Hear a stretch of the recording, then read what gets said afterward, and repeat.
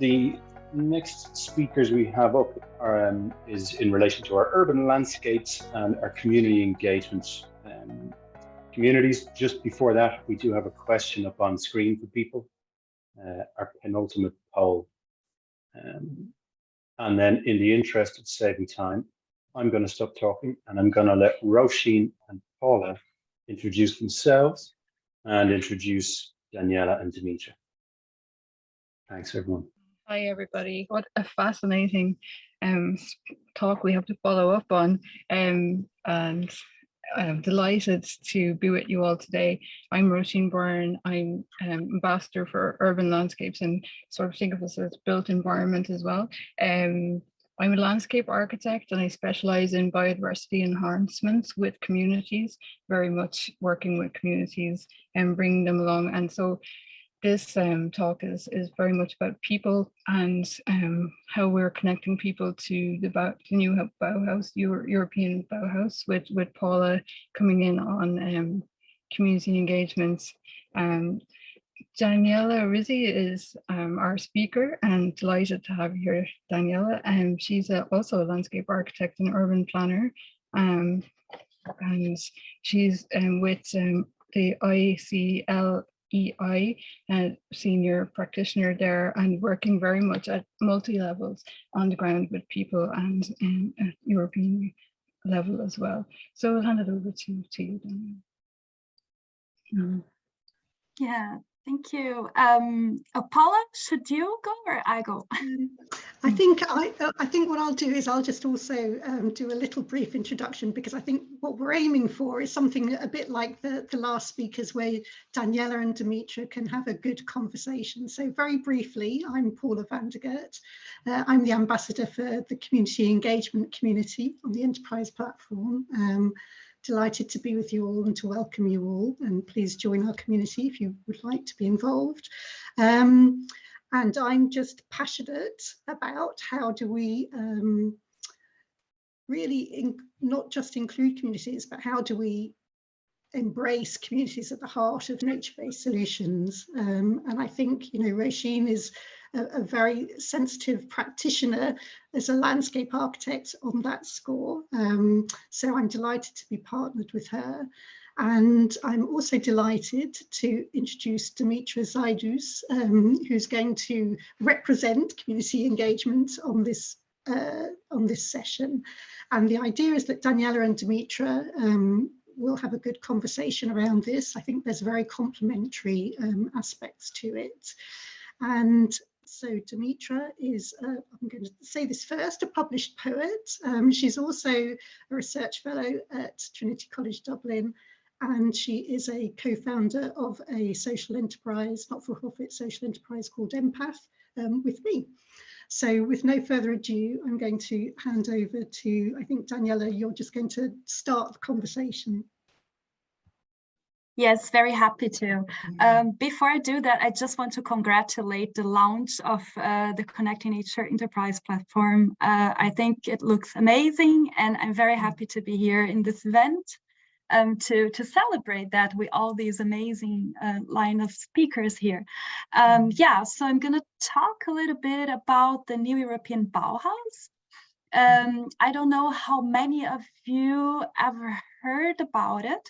So first, I'll talk a little bit about the historic Bauhaus. So it was born in a time of profound transformation.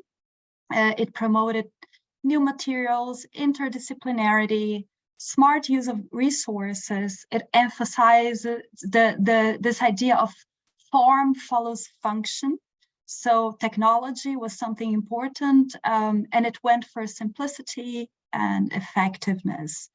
And now we have the European Commission launching what we call the New European Bauhaus, which is also a creative and interdisciplinary initiative. And it should connect the European Green Deal. We heard a lot about it from the first speakers, to our living spaces and to the experiences on the ground.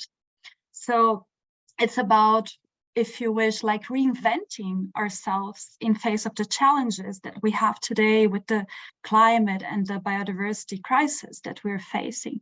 It's also about making this European Green Deal tangible and creating beautiful, sustainable, and inclusive spaces, and also products and ways of living. I have so many things to refer to related to the other speakers. But yeah, before I go on, I would like to pass the word to Dimitra, and that she will ping it back to me.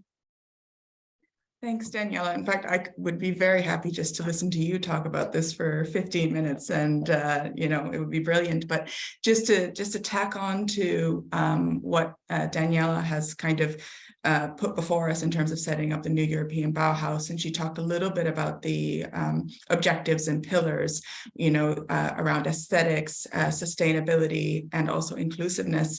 And you know, in thinking about how we would talk a little bit about co-creation and engagement with communities, I thought about those three things and how we've used them in the work that we've done with communities. And I have a couple of slides that I just want to share, because I think sometimes a picture speaks 1,000 words, and I'll just add a couple more of my own to that. Could I get to be able to share? If that's okay, Kieran? It's done. Try there now. Try there now. Great, grand, super. So I'm not sure if there's any Connecting Nature alumni on this, so you will have seen some of these slides. But I did want to share some work that we did with one of our cities back a couple of years ago, right before COVID hit, and we were all having to sit, you know, in, you know, our own rooms and trying to connect mostly through video and camera, as we're doing now. But we were very lucky and very fortunate to go to Sarajevo in March 2020, where we did some work with some women there. And part of it was to kind of reflect on our relationship and connection to nature. And when we sat down to think through this, we had no expectation, and we didn't put any pressure on anyone to share anything or to offer up anything that they didn't already want to offer up. But in order to allow for the things that came through for us, we did, in that openness, create a space for trust and connection to kind of flourish. And what came out of that was really amazing. And so here, this is one of the photographs, and this is Nermina, and she's talking about the power of being out in nature and how that allows us to reconnect with something and to feel that we are sustained and that we are in harmony with nature, and talked about the tangibility of an actual photograph to do that.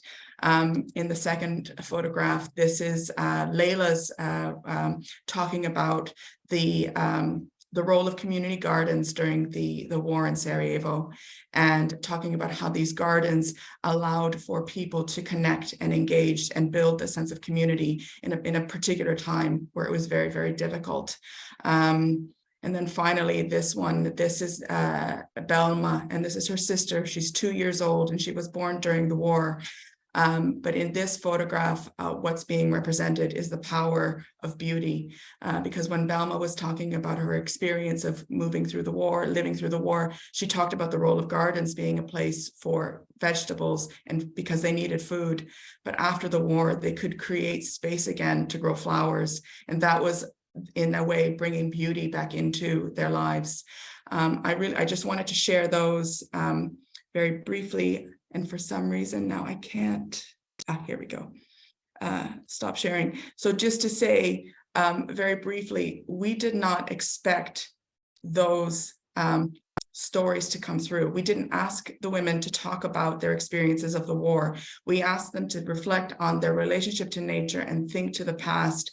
And the past, we said, could be yesterday, could be 2 years, could be anything. And all of them brought these very personal stories of a time that was quite difficult. And, you know, I've spent a lot of time reflecting on how that happened, and you know, how do you create a space where that can happen? And I think it requires an openness from a facilitation standpoint. You have to be vulnerable as a facilitator in order to allow for that to potentially sprout and grow roots in the space that you're in. You can't ask other people to be vulnerable if you're not vulnerable. I also use this word, which makes people look at me a bit funny, but intimacy is really important. You cannot have trust, you cannot have connection, you cannot have meaning without intimacy. So when we're doing co-creation about our connection to nature, and to think about what that means in our lives, and we think about how we can be in harmony, how we can be inclusive, and how we can, you know, contribute to beauty and live in beautiful spaces, we have to create spaces where people feel comfortable to share very personal and very meaningful parts of themselves, and that's intimacy. So, I mean, I know, Daniela, you have had some amazing experiences of kind of building and fostering these things in some of the work that you're doing through the New European Bauhaus and some of your projects. So I'll just pass it over to you, and you can share some of your experiences as well. Thank you, Dimitra. I always find, I'm also a Connecting Nature Fellow, and I always find moving to see these photos and to see how people open up to tell the stories of their lives through thinking about nature, how that can open really, you know, a whole set of new conversations. I'm gonna also share some slides. Let's see if this works. Yeah, can you see it? Yeah, no. Yeah, so just very briefly. So you can see here, yeah, this is one of the images that we had in one of the past events from the New European Bauhaus, where you can see that there are three of these main points that Dimitra also touched upon, which is really about, next, yeah. So sustainability on the one hand, and then you have beauty, and then you have togetherness. So I really find it interesting, because if you hear Dimitra speaking, she percolates all of these three topics with the work of empath. So it's not only about when you put it in a box and you say co-creation. It's about thinking together across disciplines, across different ages, different cultures, genders, and disciplines. But it's also about thinking, okay, what touches you from the point of view of your culture, of what you consider to be pleasing, beautiful, what touches you in a place that is not only, you know, technical. And then it's also about the use of resources and about sustainability. And sustainability is to be understood as something really like broad, right? The harmony with nature and our planet, but also sustainability in terms of how long is this project going to be on the ground? How long are people going to be pleased with it? How long it's going to take until things starts to adjust? You know, so sustainability is really to think long term as well. And I want to show here this slide from the projects that we're running in Pampilhosa. So I'm coordinating 2 New European Bauhaus Portuguese projects. These were projects answering to a call for local initiatives. So it's only small and medium-sized cities that were able to apply for this call. We got 80 submissions and 20 projects were chosen, and this is one of them. And this is about 6 villages in the rural area of Portugal and Spain. So it's a transboundary project where people speak 2 languages, and 3, I must say, with English on top. And they are trying to create a narrative for this whole life in the villages. So I think this has a lot of connection to the session before, where it's really about, you were commenting that the farmer profession is not that sexy, but it's really interesting to hear in these projects how the young are really rethinking their whole lives after Corona and thinking about, do I want to live in Lisbon in a small apartment, or do I want to go back to the village and do something different? So a lot of young people are rethinking that. So this life back in the villages is something that they want to raise a narrative for. And not only young people, but also, you know, the elderly and very different people. So the people you see here in these images, they are thinking about that, to create this vision right, for life closer to nature. And the next one is a project in the middle of the Atlantic. This is in the Azores, and we were there last week. And yeah, it's also an amazing project because it's really about how can you bring people to these islands. They feel sometimes quite isolated. For being an island is the characteristic of an island.